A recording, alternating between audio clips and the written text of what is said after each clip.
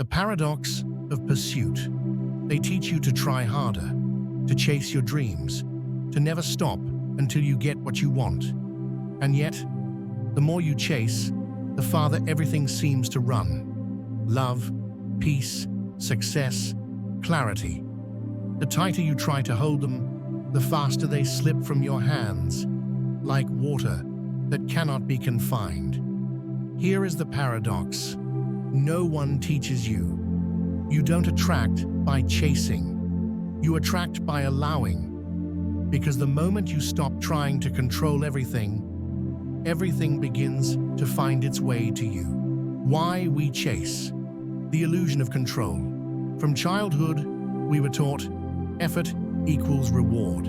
Study more, higher grades, work harder, more money, try more, receive the love you want. And that's true up to a point, until you reach the things that cannot be forced. Peace, meaning, synchronicity, love, connection. Those things cannot be demanded from life. You can only receive them. But we keep trying anyway. We chase recognition through achievements. We seek safety through control. We cling to love through attachment. We say, when this happens, I'll feel safe. When I get that, I'll feel worthy. When they come back, I'll feel loved. An endless loop of almost enough, almost happy, almost there. The truth is, pursuit is just another form of fear. When you chase, you're not truly moving forward. You're running from the feeling of lack. And it's that very frequency, the frequency of lack, that keeps you stuck in the loop. The invisible thread, the art of letting go and receiving. Imagine the universe not as a distant entity, but as a vast, living network of consciousness, where everything is intricately connected. Every thought, every intention, every emotion we have is not merely a personal vibration, but a wave of energy sent out, rippling through this network. When you relentlessly chase something with intense longing and the fear of not having enough, the energy you emit becomes a clear signal. I don't have it. I need it to feel whole and complete. The universe, functioning as a perfect mirror, listens to this signal. In response, it continues to send you more experiences and situations that confirm you are still without it, sustaining the loop of scarcity. The more you try to hold on, the more it slips away, like trying to keep water in a tightly clenched hand. But something miraculous happens when you choose to loosen your grip. When you relax, trust, and truly let go of forced effort, your energetic signal completely transforms. It becomes a powerful inner affirmation. I am already enough. I am whole here and now. I trust the flow and the perfect timing of the universe. This is not giving up. It is an act of faith and deep self-mastery. And precisely at that moment of shift, life begins to rearrange itself for you naturally and harmoniously. Not because you forced or controlled it, but because you attuned and resonated with the operating laws of the universe. You stop being the stubborn hand clutching a fading flower, and instead, you become a wide open field where the most radiant flowers freely blossom, come to you and unfold according to their own natural law. This is the clearest proof that when you stop chasing and release control, everything you seek will find you, gently and completely. The psychology of resistance, the endless loop, and the wisdom of letting go. In a modern life full of pressure, we often try to control everything. Psychologists call this the paradox of control. The more you try to govern your inner world, your emotions, thoughts, and desires, the more out of control and helpless you feel. You may think you are mastering your life, but in truth, You are constantly managing your anxiety, fears, and negative mental scripts. The great thinker Carl Jung offered a profound statement. What you resist not only persists, it grows. Why is that? The reason is simple, yet often overlooked. Resistance is attention, and attention is energy. When you pour your energy into fighting something, you unknowingly fuel its growth. For example, when you resist loneliness, you continually try to fill the void, avoid being alone, or become obsessed with having someone by your side. This very resistance, this focus on not wanting to be lonely, amplifies the feeling of loneliness. The more you try to run, the more it follows. When you resist uncertainty in work or finances, you worry endlessly about the future, try to predict every risk, and feel deeply unsafe when things don't go as planned.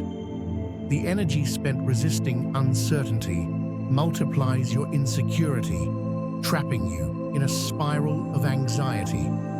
When you resist scarcity and poverty, you always feel short of money, short of opportunities, and constantly complain about circumstances.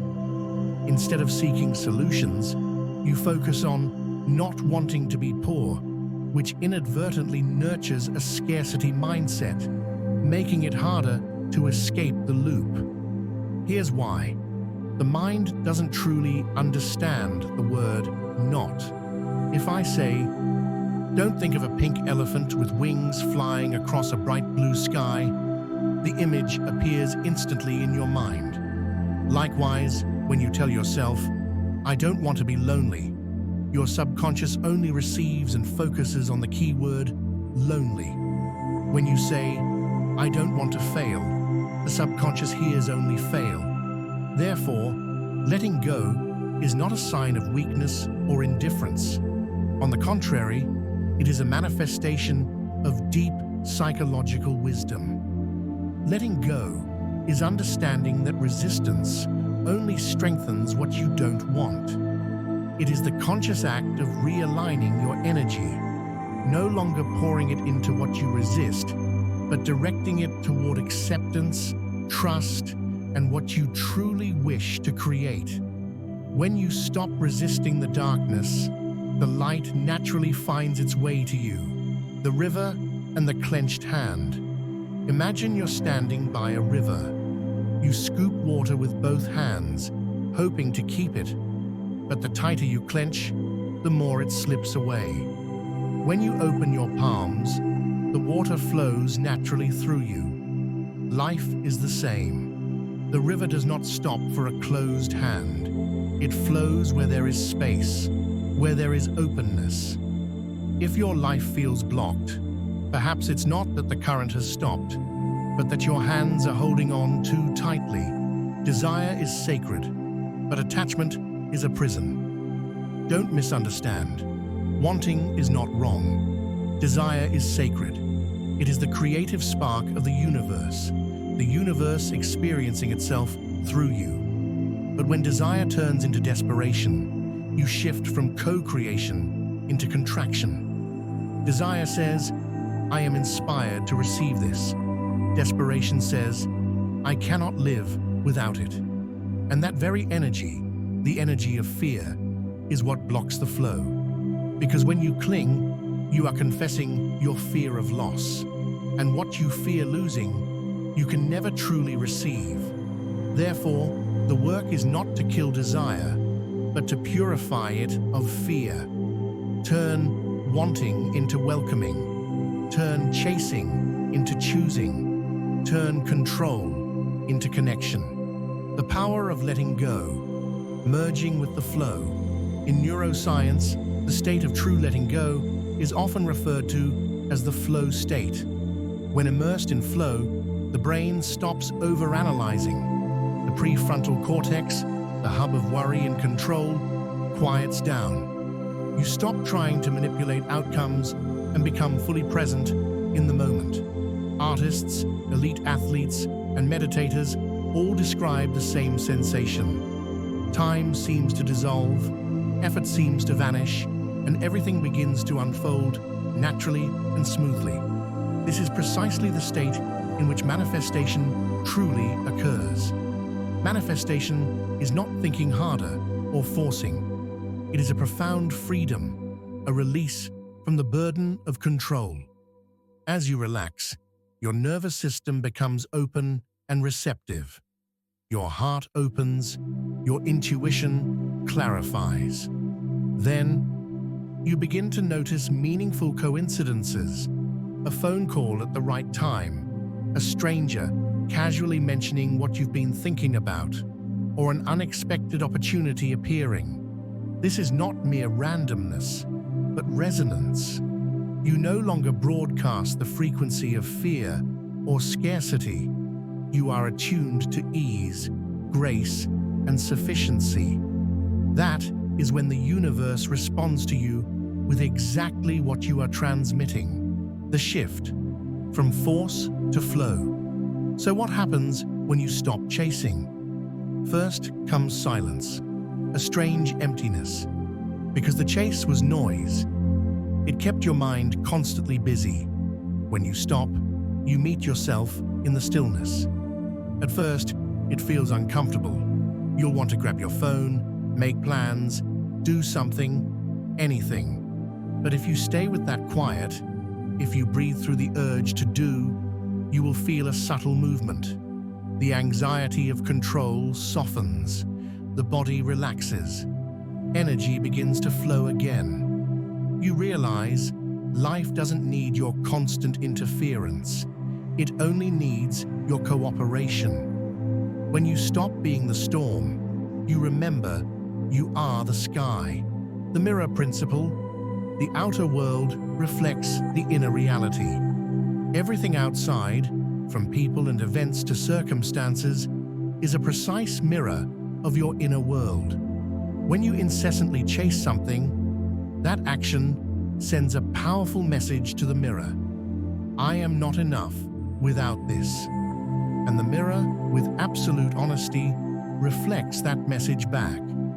You will continually face feelings of lack and the need to keep chasing. But when you truly rest in the knowing that you are already whole, that you are a complete source of light, you no longer need to run after external reflections. You become the source that emits the light, no longer seeking validation from outside. This is why the people you need appear when you stop clinging and become self-possessed. Real opportunities arrive when you stop grasping and open to receive. Inner peace emerges when you stop searching for it outside. The outer world does not lead. It is always the result of inner transformation. It never goes first. It always follows and faithfully reflects what you believe and vibrate from the depths of your soul. Learning to trust life's rhythm. The caterpillar does not force the cocoon to open early. The flower does not chase the sun. The tide does not argue with the moon. Everything in nature blooms in its time. And humans, who are also nature, try to force our own blooming. We want to skip the waiting, the ambiguity, the void. But what if the void is not punishment, but preparation? Every delay is a dance of the universe. Every closed door leads us to the right one. Every not yet is really right on time. The more you trust the rhythm of becoming, the less you need to chase what does not belong to you. Because what is meant for you will never demand that you trade your peace to have it. The moon and the tides, the gravity of presence. Look at the moon. It never rushes to become full. It simply turns in silence, using its quiet gravity to move the oceans. This is proof of the power of presence, not frantic action. When you live in harmony with your natural rhythm, keeping your energy calm and authentic, you will move everything without chasing. Like a patient gardener, tending with love, the garden grows lush. They don't chase growth, they are present with it. Like a friend who truly listens, their peaceful presence and sincere listening attract trust without effort. Like a lost item suddenly found, you stop searching and it naturally appears. You can become like the moon, naturally magnetic, never frantic, drawing life, opportunities, and beautiful relationships towards you through your own stillness, serenity, and authenticity. Letting go, the art of living in the flow. Letting go is not a single act, but a way of life, a philosophy practiced day after day. You let go every time you choose to take a slow, deep breath instead of reacting impulsively. You let go when you quietly tell yourself, I trust this is unfolding for my highest good, even if I don't yet understand why. You let go when you stop demanding instant answers and instead begin to listen to the voice of deep inner silence. The energy of letting go can be felt tangibly in the physical body. Your chest opens, your jaw fully relaxes, and your shoulders soften. This is not merely a mental state, it is a release within the body itself, because the body is the deepest refuge of all the resistance and tension we accumulate. If you feel stuck in a problem or situation, don't rush to ask, what should I do now? Instead ask, what can I let go of? What can I soften right this moment? Sometimes that single shift in the question, that one conscious exhale, is enough. Because the moment you breathe out, you not only release tension, you open a sacred space wide enough for miracles and unexpected solutions to enter your life. Transformation, when life begins to turn. When you stop chasing, you move from grasping to receiving, from anxiety to alignment, from control to connection. You begin to notice the right people suddenly appear. The answers you've been seeking arrive through dreams, intuition, or signs. The universe begins to speak in whispers, and for the first time, you can hear. You realize the timing of your life has always been perfect. You simply couldn't see it through the haze of forcing. You look back and understand why some doors closed, why others opened, and why the things that once broke you were actually opening you. And deep within, you feel a quiet truth. You never needed to chase anything. You only needed to become a match for it. Letting go. How the light finds you. Imagine you're standing under the night sky, both palms open. In your hands, tiny particles of light. The energy of everything you wish for begin to gather. If you clench your fists, that light dims. But when you open your palms, the light shines brighter, rises up, and returns to you in unexpected ways. That is the feeling of letting go. Not loss, but permission. It is creating space for that light to flow freely. Because abundance, love, and peace are not things you can hold. They are states you allow to circulate in and around you. The return of ease. At some point, you will realize you were not born to chase life. You were born to dance with it, move when it moves, rest when it rests. You will stop fighting to be aligned and begin to live from alignment. You notice that the simplest moments, a sunrise, a deep breath, a gentle smile, carry the very magic you once chased in distant dreams. And in that peace, you understand a profound secret. Everything you seek has never been running from you. It has only been waiting for you to stop running from yourself. The magnetism of stillness. So if you feel exhausted from the chase, if you are worn out from striving, clinging, and forcing, perhaps it's time to stop. Not to give up, but to surrender into the flow that has always been carrying you. Trust that what belongs to you cannot lose its way when you resonate with its frequency. Remember, you don't need to chase the sun when you are the sky. Everything will find you the moment you stop trying to find it. If this message has found you, it's because you are ready to hear it, ready to stop running, ready to trust once more, ready to let the universe lead the way. So, take a deep breath, loosen your hands, and whisper gently to yourself, I let go, I receive. Because everything truly begins this way, not through force, but through faith. If this message touched you, please like and subscribe, not for the algorithm, but for your own alignment, so that these reminders will find you again, whenever you forget the peace that has always belonged to you.